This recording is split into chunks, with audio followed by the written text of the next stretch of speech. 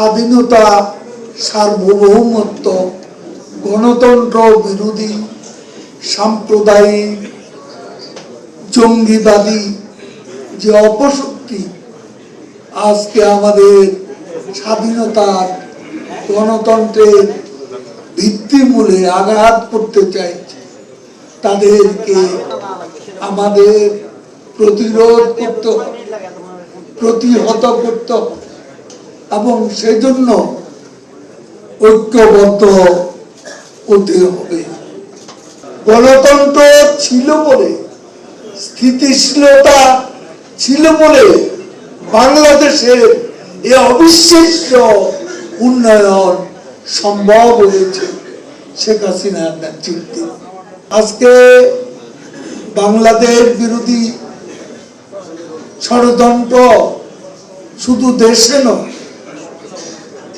বাইরেও বাংলাদেশ বিরোধী অপপ্রচার আছে, ষড়যন্ত্র আছে এবং নির্বাচিত সরকারকে অবৈধভাবে হটানোর চক্রান্ত দীর্ঘদিন ধরে আমরা করেছি। আমাদের নির্বাচন প্রক্রিয়া স্বচ্ছ থাকার পরও ভোটার উপস্থিতি সন্তোষজনক থাকার পরও অবিরাম আমাদের নির্বাচনের বিরুদ্ধে, গণতান্ত্রিক ব্যবস্থার বিরুদ্ধে দেশি বিদেশি একটা চক্র অপপ্রচার, মিথ্যাচার চালিয়ে যাচ্ছে।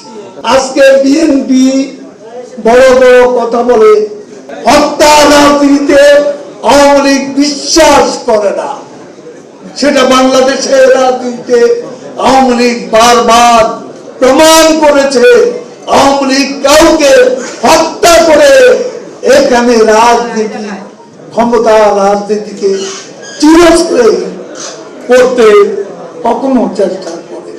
অতীতে আমাদের ভুল ত্রুটি হতে পারে, সে ভুল ত্রুটি থেকে শিক্ষা নেওয়ার সৎসাহস আওয়ামী লীগের আছে।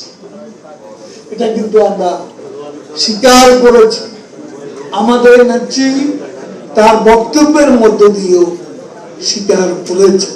আওয়ামী লীগ ক্ষমতায় এসে হত্যা, পুরুষ ষড়যন্ত্রের রাজনীতি বন্ধ করেছে, অবৈধভাবে ক্ষমতা দখলের প্রক্রিয়া বন্ধ করেছে, প্রকাশ্যে জঙ্গিবাদী তৎপরতা,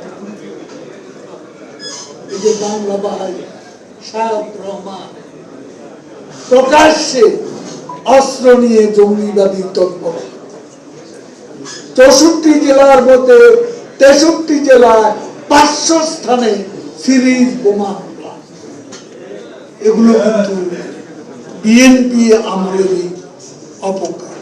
এই সব ছিল বিএনপি প্র্যাকটিস। শেখ হাসিনা সেই প্র্যাকটিস থেকে বাংলাদেশের গণতন্ত্রকে উদ্ধার করেছে। এই কৃতিত্ব তাকে দিতেই